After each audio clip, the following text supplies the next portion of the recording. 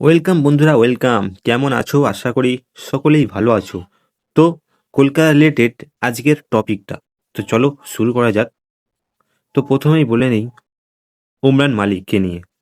তিনি এখন টোটালি পুরো ফিট হয়ে গিয়েছেন। তিনি জম্মু কাশ্মীরের হয়ে সৈয়দ মুশতাক আলী ট্রফিতে যোগদান করেছেন।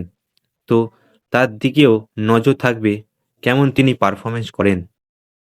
সে যদি ভালো পারফরমেন্স করে তাহলে আখেরে লাভই হবে কলকাতা নাইট রাইডার্সের। এরপর বলি, এরপর হলো আঙ্ক্রিস রঘুবংশী। মুম্বাই ক্রিকেট লিগে সে একটি ম্যাচে উইকেট কিপার করেছিলেন। অর্থাৎ কেকেআরের যে সমস্যাটি ছিল উইকেট কিপার ব্যাটসম্যান, সে সমস্যাটা হলেও একটু কমবে। এবং দেখাই যাক এই সিজনেও উইকেট কিপার, ওনার প্রোফাইলে ট্যাগ আছে যে উইকেট কিপার উনি করবেন। তো দেখাই যাক রঘুবংশী কেমন উইকেট কিপার এবং ব্যাট হাতে কত রান করতে পারে। তো চলো এরপর বলি, কেকেআরের প্রপার উইকেট কিপার একটি লাগবে বিদেশি।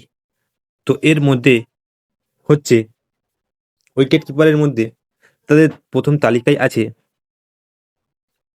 জনি ব্রেনস্টোক এবং ডেভিন কনওয়ে।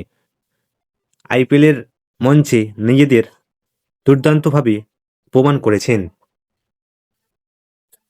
তো এই সমস্ত উইকেট কিপারদের নজরে রাখবে কেকেআর ম্যানেজমেন্ট। তো ডেভিড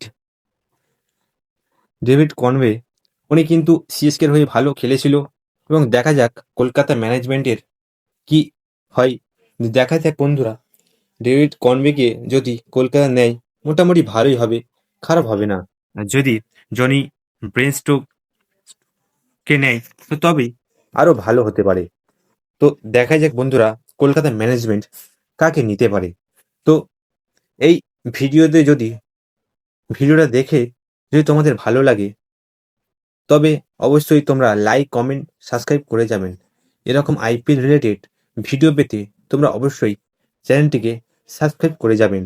তো অবশ্যই তোমরা সাবস্ক্রাইব করবেন এবং পাশে থাকবেন এরকম আইপিএল রিলেটেড নতুন ভিডিও পাওয়ার জন্য। তো থ্যাংক ইউ ফর ওয়াচিং।